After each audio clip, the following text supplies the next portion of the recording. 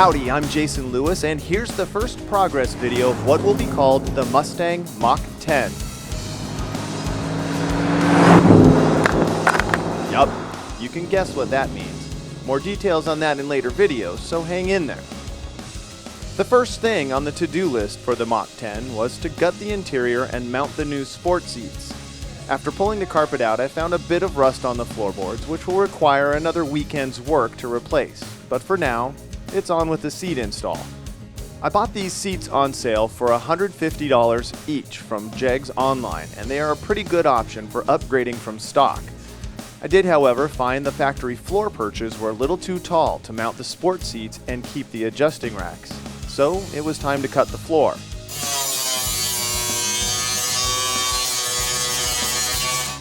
Then I made some reinforcements out of 3/16" plate and welded those into place. The seats now sit low enough to allow headroom for wearing a helmet for future adventures in the car. Those are things you have to think through even this early in the project build. Next up was to make a strong base for the main roll bar hoop. I welded a 9" by 6" 3/16" steel plate to the floor behind the seat. Then it was time to roll the Mustang to the other side of the shop and see if I can get some help bending up the main hoop. And after taking a beating from Elia, the owner of the shop, he agreed to let DJ spend a few minutes to show us how it's done.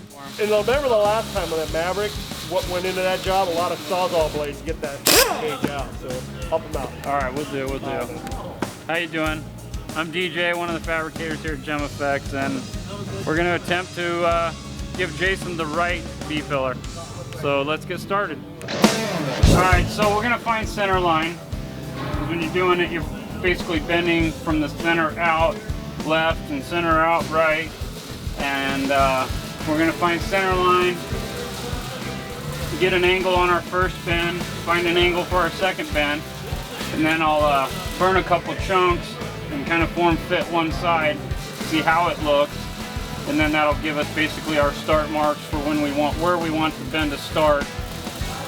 And on this one here, we're going to roll the top loop so it actually fits to the roof contour really nice and tight instead of being like flat and then bend. So I'm going to add a third feature to this and try to trick it out as much as we can.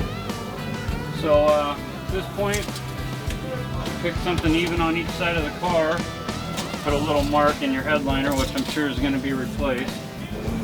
So we plan on doing a roll on the top of this B-pillar, and I did a test roll to get a number on how it fits. I think we're going to go with that. Looks really nice contoured, nice tight fit. Obviously we'll bring it down a little bit so they can change the headliner and do the interior later. So from there, I need to get an angle on what our second bend would be, and without having anything really fixed in here to go off of other than the headliner and eyeballing it to the door, I'm going to start with a piece right at, say, 60 degrees. And then my second piece should be at 30, and those two numbers should give me 90. But since we have a rolled top hoop, the numbers are actually going to be a little shorter than 90. So we'll start with 60 and go do a test piece and see what it looks like.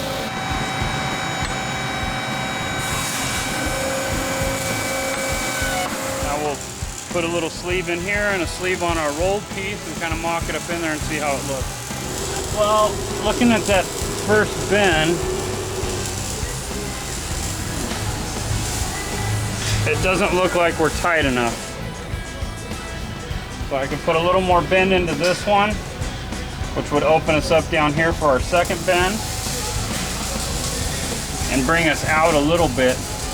So we'll go a ½ inch longer from the center mark, and we'll put a couple more degrees of bend into this and see how that looks.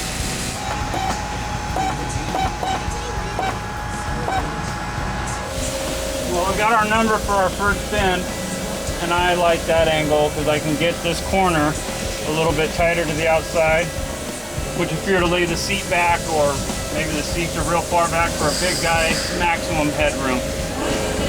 And we'll start with a slight 20-degree bend. Yeah. Back to the yellows.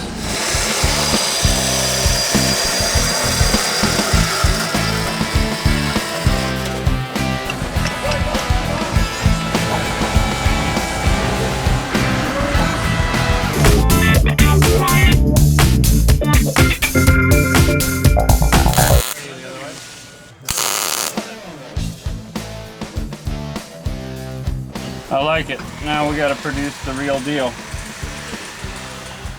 Basically, we have all the numbers to work with. We have our start marks, how much we want to roll, how much to roll. So now we can measure out what we have, a 1/2 stick length, find us a long stick, start center, do a roll, put some marks in it, and we'll bend one up and see how close it fits.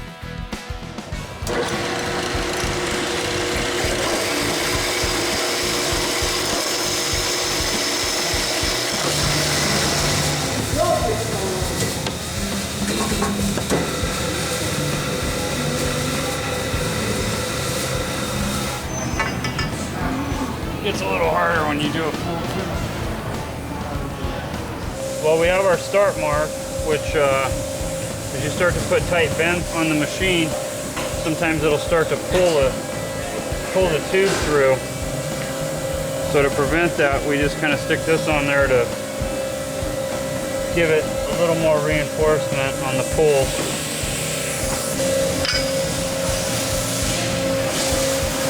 Oh, we got our start mark for our first roll, and gonna try to match them up left and right evenly, hit our marks, and hopefully it goes right on the car as that half test piece did.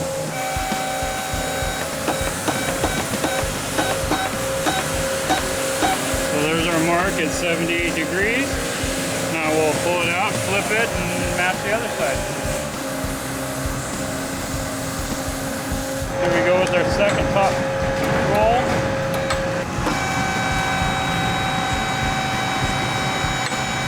Wow, 2 more bends and we start cutting it down to fit. And, The magic happens? Hopefully it was magic. No mulligan. And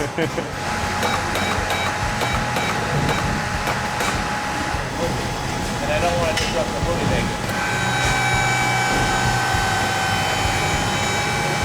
Now we got to get the height, because we left it long here, because we can easily cut a little bit off at a time to get the height you're wanting on the roof line. So if I go center,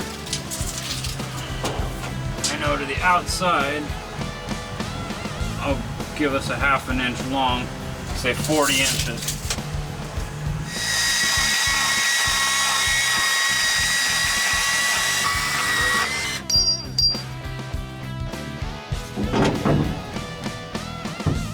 All right, Mr. Lewis, let's see how we did. Wow. Rolling that tube was a nice feature, and getting us tight up against the sides and following it, basically the body line of the interior. And we've achieved that. And that there is how we do a B-pillar at Gem Effect.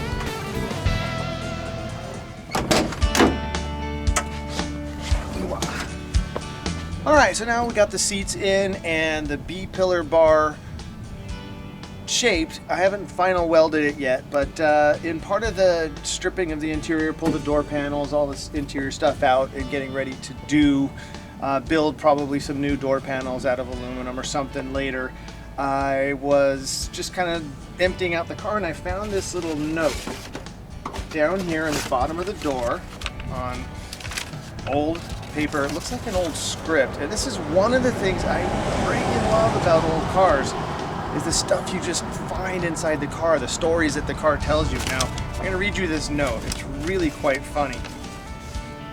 To the one who finds this note, this 1973 Mustang Grande 302 two-barrel.